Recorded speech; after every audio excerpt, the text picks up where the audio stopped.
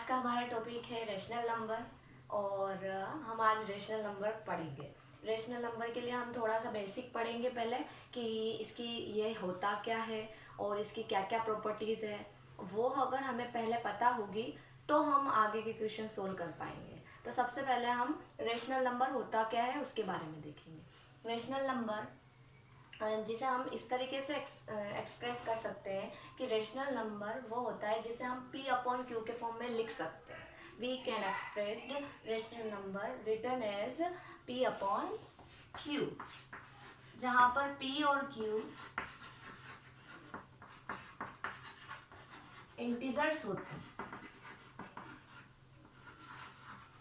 Integers क्या होते हैं? जो पॉजिटिव भी होते हैं और नेगेटिव भी होते हैं। फ्रैक्शन में फ्रैक्शन को भी अपन P अपन Q के रूप में लिख सकते हैं, लेकिन P और Q वहाँ पर होल नंबर होते हैं और रेशनल नंबर में P और Q इंटीजर्स होते हैं। तो इसके लिए कंडीशन है, जैसे 2/3 रेशनल नंबर हो गया, -2/5 भी रेशनल नंबर हो गया, 6/5 भी रेशनल नंबर हो गया, लेकिन 0.5 भी रेशनल नंबर हो गया। लेकिन क्या 5/0 रेशनल नंबर होगा? क्या 5/0 रेशनल नंबर होगा? नो, क्योंकि इसके लिए कंडीशन है कि P अपॉन Q के फॉर्म में तो होना चाहिए, लेकिन Q कभी भी 0 के इक्वल नहीं होना चाहिए। अगर आपका Q 0 के इक्वल आ जाता है तो वो कभी भी रेशनल नंबर नहीं माना जाएगा। तो इज दैट क्लियर कि रेशनल नंबर होता क्या है? रेशनल नंबर को P अपॉन Q के फॉर्म में लिखना होता है, जहाँ पर Q 0 के इक्वल कभी भी नहीं होना चाहिए, तो उसे हम रेशनल नंबर कह सकते हैं। अब आप सोच रहे होंगे कि ओनली 3, क्या 3 लिखा हुआ है, 5 लिखा हुआ है, 6 लिखा हुआ है, क्या कभी ये रेशनल नंबर हो सकते हैं? तो बिल्कुल हो सकते हैं। क्यों? क्योंकि ये P अपॉन Q के फॉर्म में कब होगा? जब इसके डिनोमिनेटर में हम क्या लगा देंगे? 1। और जब भी किसी डिजिट के नीचे कुछ भी नहीं होता तो उसका डिनोमिनेटर हम क्या मानते हैं? 1। तो ये हो गया P अपॉन Q के फॉर्म में, ये भी हो गया P अपॉन Q के फॉर्म में, और ये भी हो गया P अपॉन Q के फॉर्म में। तो ये P अपॉन Q के फॉर्म में होते ही ये सारे क्या हो जाएंगे? रेशनल नंबर हो जाएंगे। ठीक है, तो ये तो हमारा था रेशनल नंबर क्या होता है। अब हम पढ़ेंगे रेशनल नंबर की प्रॉपर्टीज कि रेशनल नंबर में कौन कौन सी प्रॉपर्टीज फॉलो होती है। तो सबसे पहले तो हमारी प्रॉपर्टी है क्लोजर प्रॉपर्टी। क्लोजर प्रॉपर्टी क्या होती है सबसे पहले वो हम समझेंगे। क्लोजर प्रॉपर्टी क्या होती है सबसे पहले हम वो समझेंगे। क्लोजर प्रॉपर्टी का मीनिंग ये होता है कि यदि आप कभी भी किसी भी रेशनल नंबर में कोई रेशनल नंबर ऐड करोगे तो आपको वापस रेशनल नंबर ही प्राप्त हो जाएगा, तो वो तो होती है क्लोजर प्रॉपर्टी। अब ये होती है एडिशन के रेस्पेक्ट में, सब्ट्रैक्शन के रेस्पेक्ट में, मल्टीप्लिकेशन के रेस्पेक्ट में और डिवीजन के रेस्पेक्ट। हम एक एक करके सबके रेस्पेक्ट में क्लोजर प्रॉपर्टी पढ़ेंगे। एडिशन के रेस्पेक्ट में क्लोजर प्रॉपर्टी, जैसे आपकी कोई रेशनल नंबर है A अपॉन B और एक दूसरी रेशनल नंबर आपने ली C अपॉन B, तो आपको वापस से कोई रेशनल नंबर ही मिलता है, तो वो हो गया कि वो क्लोजर प्रॉपर्टी एडिशन के रेस्पेक्ट में क्लोजर प्रॉपर्टी को फॉलो करती है। तो लेट चेक करते हैं हम। जैसे आपने कोई रेशनल नंबर लिया 2/3, फिर उसमें आपने ऐड किया एक और रेशनल नंबर 3/3, तो ऐड करें 3, 5/3, वापस हमें क्या मिल गया? रेशनल नंबर मिल गया। इसका मतलब रेशनल नंबर के एडिशन के रिस्पेक्ट में क्लोजर प्रॉपर्टी फॉलो होती है। सेकेंड हम देखते हैं सब्ट्रैक्शन के मैटर। सब्ट्रैक्शन के मैटर में क्या लेंगे कि यदि आप कोई रेशनल नंबर लेते हैं और उसमें से किसी रेशनल नंबर को आप सब्ट्रैक्ट करते हैं तो आपको अगेन रेशनल नंबर मिलता है, तो दैट मीन्स सब्ट्रैक्शन के मैटर में भी आपकी क्लोजर प्रॉपर्टी फॉलो होती है। तो let's check.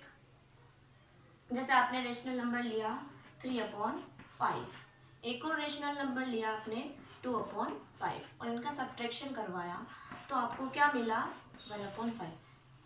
Is it rational number? Yes.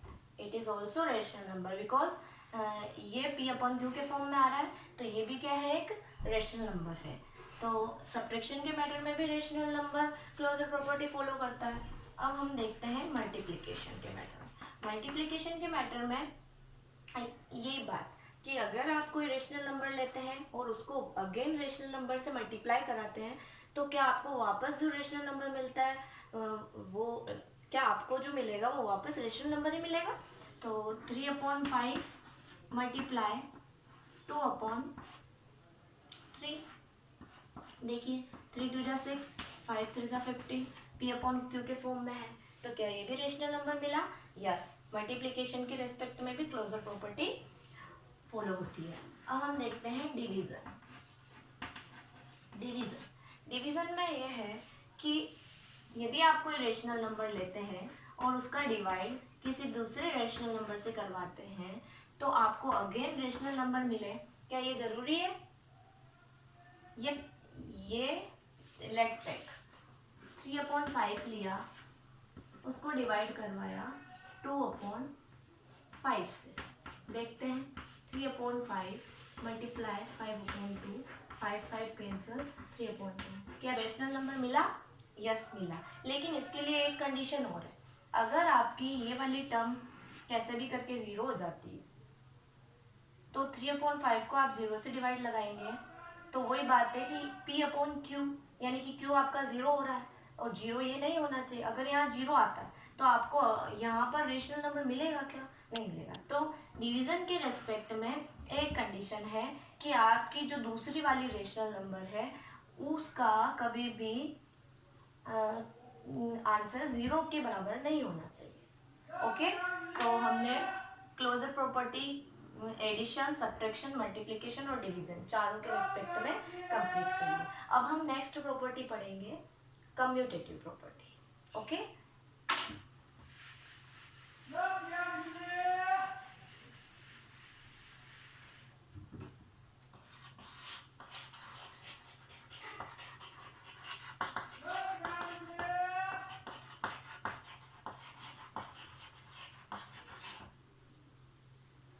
Commutative property rational number के रिस्पेक्ट में हम कम्यूटेटिव प्रॉपर्टी पढ़ेंगे। अब हम इसमें भी वही एडिशन, सब्ट्रैक्शन, मल्टीप्लिकेशन और डिवीजन चारों के रिस्पेक्ट में हम देखेंगे। एडिशन के रिस्पेक्ट में कम्यूटेटिव प्रॉपर्टी का मीनिंग ये होता है कि यदि आप कोई रेशनल नंबर लेते हैं और दूसरे रेशनल नंबर उसमें ऐड करें, सब्ट्रैक्ट करें, मल्टीप्लाई करें या डिवीजन करें, इन चारों में से कुछ भी करें, तो उसका ऑर्डर चेंज करने के बाद भी रिजल्ट अगर आपको सेम मिलता है तो वो हमारी होती है कम्यूटेटिव प्रॉपर्टी। यानी कि आप कोई रेशनल नंबर लो और उसमें कोई भी रेशनल नंबर ऐड करो, तो आपको अगर ऐड करो और उसका ऑर्डर चेंज करना, यानी कि उसको आगे पीछे करने के बाद भी वापस ऐड करो, तो आपको अगर वही आंसर मिलता है तो इसका मतलब आपकी कम्यूटेटिव प्रॉपर्टी उसको उसमें फॉलो हो रही है। देखते हैं यहाँ पर एडिशन के सब मैटर में। जैसे आपने कोई रेशनल नंबर लिया 2/3, उसमें आपने दूसरी रेशनल नंबर ऐड की 1/3, तो आंसर आपको मिला 3/3। अगर आप इनका ऑर्डर चेंज कर देते हैं, ऑर्डर चेंज का मीनिंग 1/3 पहले ले लेते हैं और 2/3 बाद में ले लेते हैं, तब भी क्या आपका आंसर सेम आता है? यस, आपको दोनों कंडीशन में सेम आंसर मिला। इसका मतलब एडिशन के रिस्पेक्ट में आपकी कम्यूटेटिव प्रॉपर्टी फॉलो हो रही है। ओके, अब हम देखेंगे सब्ट्रैक्शन। सब्ट्रैक्शन के मैटर में देखेंगे तो सब्ट्रैक्शन के मैटर में हमारा होता है कि यदि आपने कोई रेशनल नंबर ली 2/3 और उसमें से आपने कोई रेशनल नंबर माइनस करी, तो उसके बाद आपको आंसर मिला 1/3। 2 - 1 1/3। अब आप इसका ऑर्डर चेंज करो, 1/3 को पहले ले लो और 2/3 को बाद में लो, फिर देखो कि आपका आंसर सेम आता है क्या दोनों कंडीशन में। तो 3 1 - 2 -1, क्या ये सेम है? नहीं। यानी कि एडिशन के रिस्पेक्ट में कम्यूटेटिव प्रॉपर्टी लागू होती है, लेकिन सब्ट्रैक्शन के मैटर में वही हमें अलग अलग रिजल्ट दे रही है ऑर्डर चेंज करने के बाद। अगर आप आगे पीछे करते हैं तो आपको रिजल्ट अलग अलग मिलता है, तो इसका मतलब सब्ट्रैक्शन के रिस्पेक्ट में कम्यूटेटिव प्रॉपर्टी फॉलो नहीं होती है। आप मल्टीप्लिकेशन के रेस्पेक्ट में देखेंगे। मल्टीप्लिकेशन में आपकी एक रेशनल नंबर 2/3, अगर आप दूसरे रेशनल नंबर लेते हैं 1/3, इनको मल्टीप्लाई करवाते हैं तो आपको मिला 2/9। अब इनका ऑर्डर चेंज करो, 1/3 पहले ले लो, 2/3 बाद में ले लो, फिर देखो कि आपका जो आंसर है क्या वो सेम है। यस, दोनों कंडीशन में आपको आंसर सेम मिला। इसका मतलब मल्टीप्लिकेशन के रेस्पेक्ट में भी कम्यूटेटिव प्रॉपर्टी लागू होती है। अब हम देखेंगे डिवीजन। डिवीजन में आपने लिया 2/3, उसको 1/3 से डिवाइड करवाया तो आपको आंसर मिला 2/3 डिवाइड 3/1, 3 से 3 कैंसिल, 2/1। अब हम ऑर्डर चेंज करेंगे, 1/3 को पहले लेंगे और डिवाइड करवाएंगे 2/3 से। देखेंगे 1/3 डिवाइड 3/2, 3 से 3 कैंसिल, आपको मिला 1/2। क्या 2/1 और 1/2 सेम है? नहीं, 2/1 और 1/2 डिफरेंट है, यानी कि आपको ऑर्डर चेंज करने के बाद इसमें भी आंसर अलग अलग मिला। इसका मतलब कम्यूटेटिव प्रॉपर्टी सब्ट्रैक्शन और डिवीजन के रेस्पेक्ट में लागू नहीं होती है, ये सिर्फ एडिशन और मल्टीप्लिकेशन में ही लागू होती है। यानी कि एडिशन में आप ऑर्डर आगे पीछे कर देते हैं तो कोई रिजल्ट में चेंज नहीं, यानी कि यहाँ आप कम्यूटेटिव प्रॉपर्टी लगा सकते हैं। मल्टीप्लिकेशन में भी आप आगे ऑर्डर आगे पीछे कर देते हैं तो कोई चेंज नहीं रिजल्ट में, तो यहाँ पर भी आप लगा सकते हैं, लेकिन सब्ट्रैक्शन और डिवीजन में कम्यूटेटिव प्रॉपर्टी नहीं लगती है। ओके, अब हमारा नेक्स्ट जो प्रॉपर्टी आएगी वो आएगी हमारी एसोसिएटिव प्रॉपर्टी। ठीक है, थर्ड प्रॉपर्टी हमारी एसोसिएटिव प्रॉपर्टी। एसोसिएटिव प्रॉपर्टी का मीनिंग ये होता है कि इसके अंदर हमें 3 रेशनल नंबर लेनी होती है। तो जैसे एडिशन के मैटर में हम देखेंगे, एडिशन के मैटर में जैसे आपने 3 रेशनल नंबर ली और तीनों को इस तरीके से ऐड करो। एडिशन के मैटर में आपने कोई 3 रेशनल नंबर ली और उन तीनों रेशनल नंबर को इस तरीके से ऐड करवाया। अब इसमें एसोसिएटिव प्रॉपर्टी का मीनिंग ये है कि आप पहले इन दो को ऐड करो और फिर इसमें तीसरे रेशनल नंबर ऐड करो, तो जो रिजल्ट आता है वो सेकेंड टाइम पहले ग्रुपिंग आप इनकी कर लो, उसके बाद इसमें फर्स्ट वाली रेशनल नंबर ऐड करो, तो भी जो रिजल्ट आता है वो दोनों कंडीशन में सेम आता है, तो आपकी एसोसिएटिव प्रॉपर्टी फॉलो होती है। मीनिंग समझे?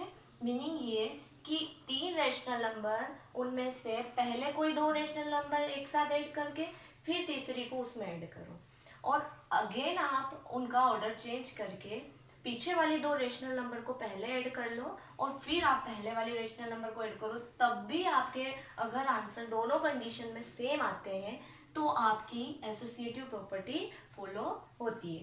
एडिशन के मैटर में अब हम चेक करेंगे 2/3, 1/3, 5/3।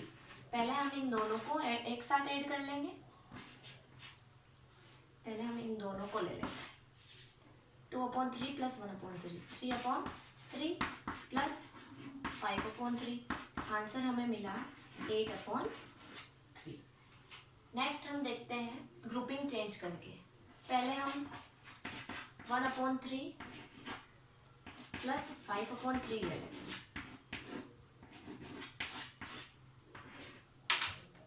2/3, इन दोनों को एक साथ ऐड करेंगे तो हमें मिलेगा 6/3। दोनों कंडीशन में 8/3, इसमें भी हमें 8/3 मिला, इसमें भी हमें 8/3 मिला। इसका मतलब आपकी ग्रुपिंग चेंज होने के बाद भी आपके रिजल्ट पे कोई असर नहीं आया, तो इसका मतलब है कि एडिशन के रेस्पेक्ट में एसोसिएटिव प्रॉपर्टी लगती है। अब हम यही प्रॉपर्टी सब्ट्रैक्शन के मैटर में चेक करेंगे।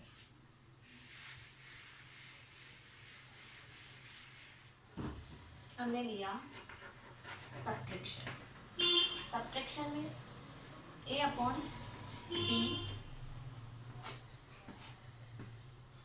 C/D, E/A। यदि आप इन दोनों को पहले और फिर इसको करते हैं। उसके बाद a upon B minus C upon B, पहले इनका और फिर इनका। तो क्या दोनों कंडीशन में आपके सेम आंसर आते हैं? देखते हैं। 2/3 माइनस 1/3 माइनस 5/3। आंसर क्या आता है हमारा इसमें? 3, 2 minus 1 minus 5 minus 1 minus 5 minus 6, 2 minus 6 minus 4 minus 4/3। अब हम देखते हैं, हमने जो इसे इस तरीके से सोल्व किया है दैट इज रॉन्ग। हमें इसे इस तरीके से नहीं करना है और हमें क्या करना है कि ये ब्रैकेट पुट करना है यहाँ पर। इस ब्रैकेट को लगाने के बाद जो ग्रुपिंग होती है वो एक साथ नहीं होगी, पहले ये ऐड होंगे, पहले ये एक साथ होंगे। और ग्रुपिंग आप नहीं करते हैं तो आपके आंसर दोनों कंडीशन में सेम आ जाते हैं, लेकिन जैसे ही आपने ग्रुपिंग की तो दोनों कंडीशन में आपको आंसर अलग अलग मिलेगा, वो देखना। 2/3 माइनस 3 1 माइनस 5 2/3 माइनस 1 माइनस 5 आपका आएगा -4/3। दोनों माइनस माइनस प्लस हो जाएंगे और आपको मिलेगा 6/3। ये तो था हमारा इन दोनों को एक साथ ग्रुपिंग करने पर। अब हम अगेन फर्स्ट दो टर्म्स को एक साथ ग्रुपिंग करेंगे। तो फर्स्ट दो टर्म को एक साथ ग्रुपिंग करने पर 2/3 माइनस 1/3 ब्रैकेट में और माइनस 5/3 आएगा। इन दोनों को पहले सोल्व करेंगे। 2 माइनस 1 1/3 माइनस 5/3। ओवरऑल आंसर हमें मिलेगा 1 माइनस 5 यानी कि -4/3। देखिए दोनों कंडीशन में क्या आपको आंसर सेम मिले? नहीं। 6/3 और -4/3 कभी भी सेम नहीं है। तो इसका मीनिंग ये हुआ कि सब्ट्रैक्शन में एसोसिएटिव प्रॉपर्टी नहीं लगती है। जैसे कि हमने एडिशन के रेस्पेक्ट में देखा था, तो एडिशन में तो ग्रुपिंग अलग अलग करने पर भी हमारे आंसर सेम आए थे, लेकिन इसमें अगर आपने बाद वालों को पहले कर लिया और पहले वाले को बाद में किया तो आंसर दोनों कंडीशन में क्या आ रहा है? अलग अलग आ रहा है। तो इसका मतलब रेशनल नंबर की जो एसोसिएटिव प्रॉपर्टी है वो सब्ट्रैक्शन के मैटर में नहीं लगती है। ओके, तो अब हम मल्टीप्लिकेशन में इसको देखेंगे। मल्टीप्लिकेशन के रेस्पेक्ट में इस प्रॉपर्टी को देखने पर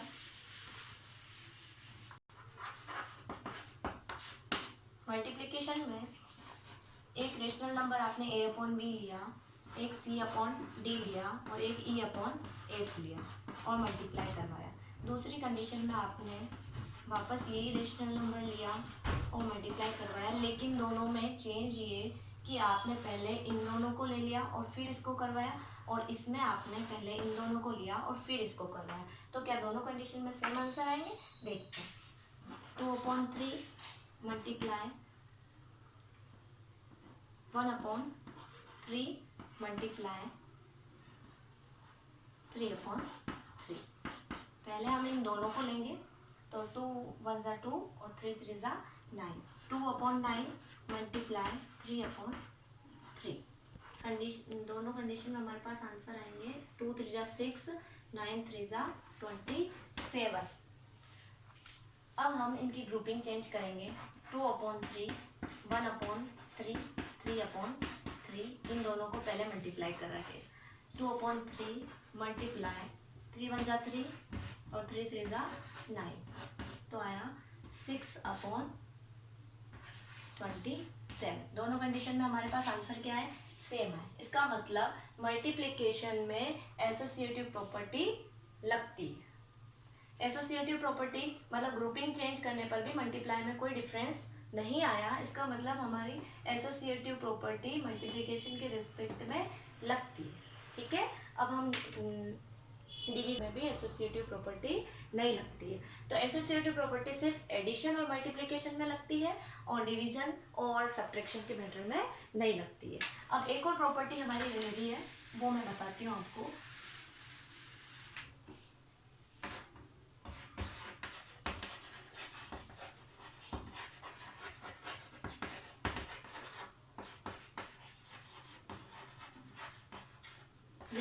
डिस्ट्रीब्यूटिव प्रॉपर्टी हम एडिशन के मैटर में देखते हैं।